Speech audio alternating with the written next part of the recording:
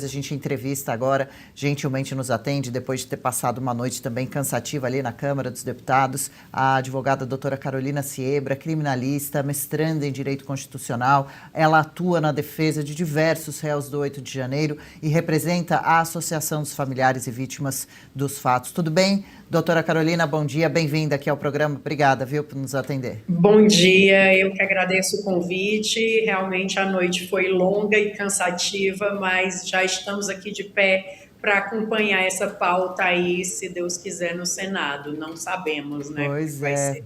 Força, momento importante, viu? É preciso que esse esforço tenha valido a pena, essa é a nossa esperança, né? Marina Helena já tem um contato com você, foi quem conseguiu fazer essa conexão da nossa conversa por aqui. Ela já fala com você agora mesmo.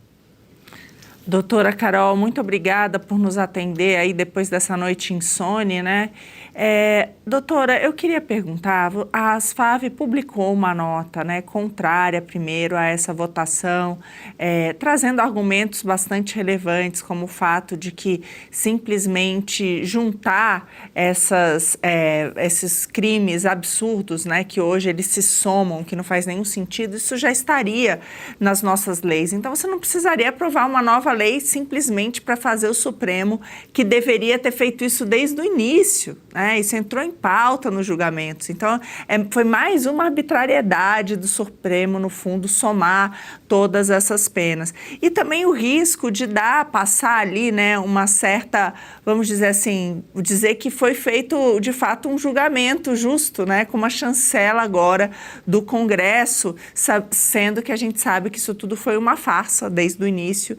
Então, que seria, de fato, esses os pontos do porquê que a ASFAV não apoiava.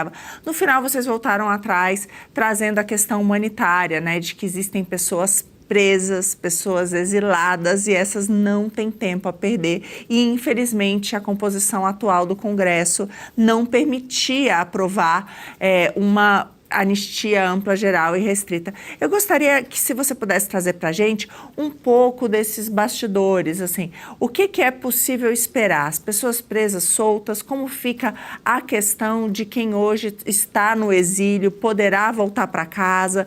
Então, para nos trazer um pouco mais dessa sensação do que a gente pode esperar sobre aqueles, de fato, mais afetados por tudo isso, que são as vítimas do 8 de janeiro. Pois é, Marina, o que acontece, né? Ontem a gente emitiu nota e o nosso posicionamento continua irrestrito, né? A anistia ampla, geral e restrita. A gente se conformou, digamos assim, com a dosimetria, mesmo pautando e pontuando para os deputados que ali estavam, que não é o texto ideal, muito longe de ser, inclusive para a gente, ao nosso sentir, é um texto bem ruim. E aí a gente traz de novo o fato de que essas pessoas vão voltar a estar na mão do ministro Alexandre de Moraes, né? Todo esse texto, como a gente bem disse na nota, já estava positivado na nossa legislação. A gente já tinha ali a questão dos crimes multitudinários, quando não se era líder ou financiador, em que a pessoa teria a sua pena diminuída de um terço a 2/3. Isso daí vai ficar a critério do ministro Alexandre de Moraes. O que muda claramente agora é a questão da progressão de regime para 1/6, e essa questão do princípio da consunção, que é aquela que o crime mais grave abrange o crime menos grave, também já está previsto na nossa legislação, e o ministro Alexandre de Moraes ignorou todos esses pontos. Não sabemos se agora ele vai deixar de ignorar pontos tão relevantes. O fato é que, em conversa com o Paulinho da Força, ontem dentro do plenário, ele se comprometeu que essas pessoas seriam todas soltas. Foi isso que fez com que a gente gravasse um novo vídeo falando, acreditando na boa-fé. É importante colocar isso. A gente pediu que fosse colocado no texto um compromisso, algo nesse sentido, mas não foi modificado. Inclusive, o Partido Novo, através do deputado Marcel Van Hatten, escreveu ali uma emenda que iria apresentar e foi conversado de que, se fosse apresentado qualquer emenda, o projeto não seria votado. Então, assim, o que aconteceu? A gente não apresentou emendas, né? O Novo não apresentou as emendas que foram construídas a muitas mãos ali com a gente, mas a gente ficou com esse texto final do Paulinho da Força e aquela questão, se a gente só tinha isso, resta-nos a nos contentar momentaneamente, porque a gente vai continuar lutando pela anistia ampla, geral e restrita. Doutora Carolina, muito obrigada pela entrevista. Doutora, e como fica a questão, reiterando a pergunta da Marina, se os exilados vão ser contemplados com esse projeto de lei, com essa lei que foi aprovada, e também a questão das multas, será suspensa? E ficha limpa, eles serão limpados, eles continuarão com ficha suja? Como serão daqui para frente essa situação dessas pessoas do 8 do 1? Esse ponto é muito relevante a gente falar. Aliás, os dois pontos são relevantes a gente falar. Sobre os exilados, a gente precisa analisar cada caso especificamente. Tem pessoas que buscaram o exílio antes de qualquer tipo de condenação ou de prisão. Então, essas pessoas elas deverão ter suas penas calculadas conforme o que se dará na condenação, e aí a gente vai ver a questão da remissão. Mas acho pouco provável que essas pessoas que nunca passaram um período presa, elas não tenham que passar algum período presa, né? Então, assim, é uma das nossas angústias também com o fato dessa dosimetria, porque aí a gente não pode dizer que se abrange a gregos e troianos, né? Então, cada caso vai ter que ser analisado especificamente. A questão das multas é outro ponto crucial também para a associação, porque as multas vão continuar, essas pessoas vão continuar com aquela dívida de uma multa, e não só de uma multa, mas de uma indenização de 30 milhões que elas têm que pagar coletivamente. Por final, também vão continuar com a ficha suja e perdem ali o seu réu primário. Isso a gente pontuou bem ali na associação, na nota da associação, é que ao final, ao fim e ao cabo, se está convalidando as ilegalidades que o ministro Alexandre de Moraes cometeu. E isso é um dos pontos que é crucial para a associação, é que a gente está tratando de ilegalidades, e ilegalidades não podem ser convalidadas. Mas, diante disso, continuaremos lutando não só por uma anistia ampla, geral e restrita, mas, quem sabe, para em um momento oportuno que essas penas sejam todas anuladas, porque era o que deveria acontecer com esse processo. Doutora, duas coisas, né? Quais os casos mais dramáticos que a senhora acompanha, né? De pessoas que precisam ser urgentemente liberadas por questões de saúde ou familiares dependentes, né? E outro caso, considerando que muitos dos presos de 8 de janeiro estão privados de trabalhar, estão sem renda já há alguns anos, né? Essa atuação sua e dos demais advogados, ela ocorre de forma pro bono para ajudar esses presos? Vamos lá, a gente pode mencionar em torno de mais ou menos 4 casos dos mais de 20 casos gravíssimos que a gente tem hoje. Mas eu vou iniciar pelo caso da dona Joanita. Dona Joanita, quando retornou ao cárcere, ela estava em um hospital psiquiátrico, porque ela transita entre a ilusão e a realidade. E desse hospital psiquiátrico, ela foi levada para uma ala psiquiátrica também dentro do presídio, sem ter noção da realidade que ela vive hoje. Essa senhora, ela se encontra presa pelo ministro Alexandre de Moraes e ela tem uma condenação de 14 anos para cumprir. Então, é um dos casos que nos toca profundamente.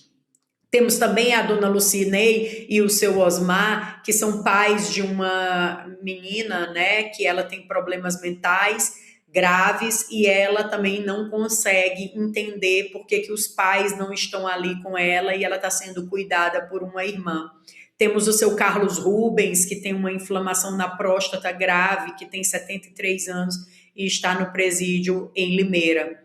E aí temos outros casos como o do Claudinei, temos o caso também de outras pessoas que estão nessa situação bem difícil, além das pessoas que estão em prisão domiciliar integral, como o caso do pastor Jorge Luiz dos Santos, como o caso do Nelson Rubens, da Débora do Batom, que é bastante conhecida. São pessoas que não podem sair de casa, a não ser se for uma emergência médica, tendo que avisar com no máximo 48 horas para o ministro Alexandre de Moraes. Isso daí são pontos, Júlia, que trazem para a gente uma angústia muito grande.